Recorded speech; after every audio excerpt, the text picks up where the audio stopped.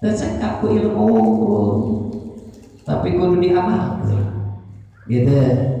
Masa gitu udah teh boga ilmu kudu diamal. Lamun urang ilmu tanpa beramal seperti tanpa tidak berbuat. Palingan cek dina kita juga urang amal tanpa ilmu bakal ditolak. Amal tanpa ilmu bakal ditolak. Aina ilmu tanpa amal bakal disiksa. Gitu.